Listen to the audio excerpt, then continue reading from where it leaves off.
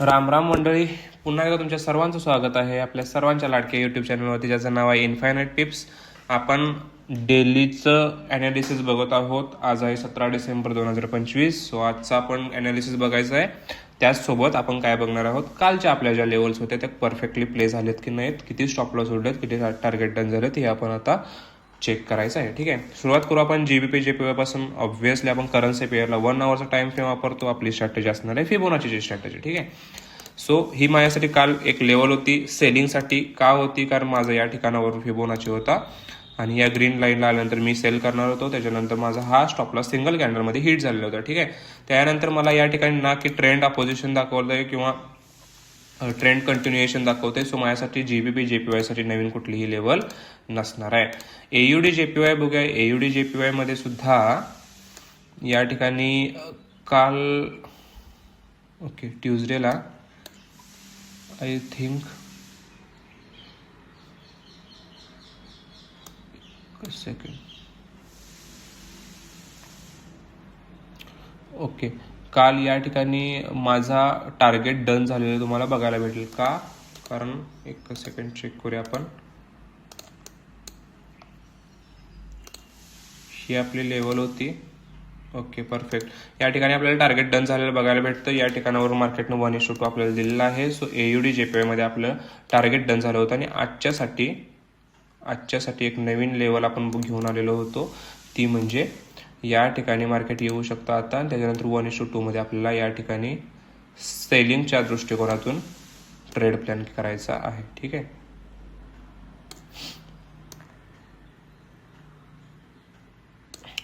So basically AUD जेपीवाय मध्ये आपल्याला काल टार्गेट डन झालेलं बघायला भेटतं आणि आजच्यासाठी माझी ही लेवल असेल.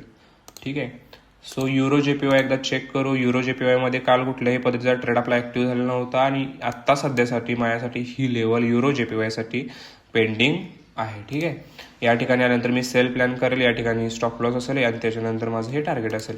एनझेडी जेपीवाय मध्ये काल आपल्याला परफेक्ट आपलं टार्गेट डन झालेलं बघायला मिळतं. कसं? कारण तुम्ही कालचा जाऊन व्हिडिओ चेक केला तर आपला फिबोनाचीची लेवल होती. या ठिकाणी आपण सेल प्लॅन करणार होतो आणि त्याच्यानंतर 1:2 आपलं टार्गेट ऑलरेडी डन झालेलं आहे. माझ्यासाठी नवीन कुठलीही या ठिकाणी लेवल अवेलेबल नाहीये, कारण मार्केटनं ट्रेंड कंटिन्युएशन अजून दाखवलेलं नाहीये किंवा वरच्या साईडला बाईंगच्या साईडला ब्रेकआउट सुद्धा दिलेला नाहीये. ठीक आहे, युएसडी कॅड काय सांगते? युएसडी कॅड मध्ये खूप दिवसानंतर आपल्याला सेलिंग साईडला पुन्हा एकदा ब्रेकडाऊन बघायला भेटतो आणि त्यानंतर आपल्या ह्या क्रुशियल लेवलला मार्केट आलेलं आहे. या ठिकाणी येऊन मला सेलिंगचा प्लॅन करायचा आहे.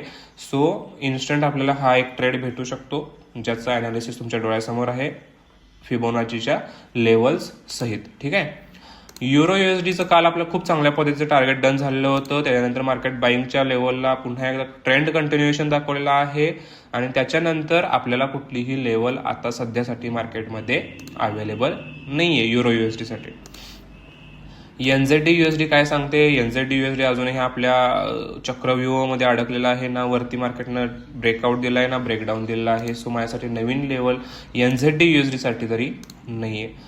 जीबीपी युएसडी मध्ये खूप दिवसानंतर ब्रेकआउट दिलेला आहे आणि ब्रेकआउट नंतर आपल्याला एक प्रॉपर लेवल भेटलेले आहे. या ठिकाणी आल्यानंतर मी प्लॅन करेल बायचा. काल आपल्याला या ठिकाणी कुठलीही लेवल नव्हती. सो आपल्याला जीबीपी युएसडी मध्ये मी या लेवलला थोडं मॉनिटर करेल. ठीक आहे, युएस ऑइल मध्ये आपल्याला एक लेवल होती, त्यात ऑलरेडी आपलं टार्गेट डन झालेला आहे.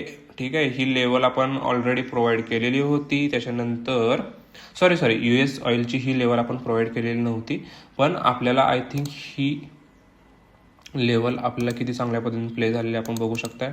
ॲक्युरेट आपल्या या ग्रीन डॉटेड लाईनला टॅप करून मार्केटनं 1:2 टार्गेट दिलेला आहे. सो ही मी आपल्या जर्नलमध्ये मेन्शन करणार नाही, पण माझ्यासाठी युएस ऑइलसाठी नवीन कुठलीही सध्या तरी लेवल अवेलेबल नाही आहे. ठीक आहे, एयूडी युएसडी बघू. एयूडी युएसडी वरती सुद्धा काही ट्रेंड कंटिन्युएशन नाही आणि ब्रेकडाऊन सुद्धा मला कन्फर्म झालेलं नाही. ही 7 मिनिटाची कॅन्डल क्लोज झाल्यानंतर मला हा ब्रेकडाऊन कन्फर्म झाला आणि त्याच्यानंतर जर मार्केटनं रिट्रेसमेंट सुरू केली तर मी नक्की तुम्हाला याची लेवल प्रोव्हाइड करायचा प्रयत्न करतो. ठीक आहे, युरो जेबीपी काय सांगते? युरो जेबीपी मध्ये काल सिंगल कॅन्डलमध्ये आपला स्टॉप लॉस उडलेला होता. बाईंगचं लेवल होती. त्याच्यानंतर मार्केटनं ट्रेंड चेंज केलाय आणि सध्या मार्केट हे सेलिंगच्या ट्रेंडमध्ये आहे आणि माझ्यासाठी युरो जेबीपी साठी ही लेवल माझ्यासाठी अवेलेबल आता सध्या आहे.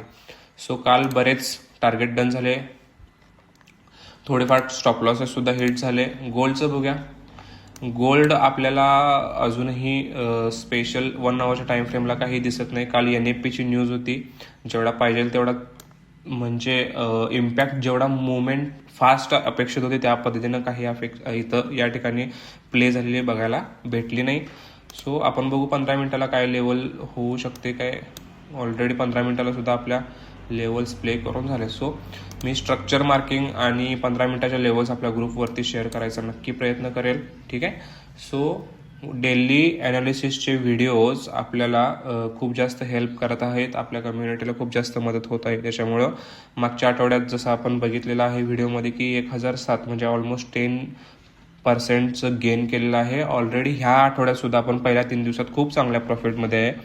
फक्त या ॲनालिसिसवरती जरी आपण ट्रेड्स प्लॅन केले, ठीक आहे, ट्रेड्स प्लॅन म्हणतोय मी, फक्त स्टडी आणि एज्युकेशन फक्त यातून घ्यायचं आहे, ना की कुठले सिग्नल्स, ना की कुठला, फक्त ट्रेड करायची कुठली पद्धत असू शकते चांगली याचा फक्त स्टडी करायचा आहे आपण.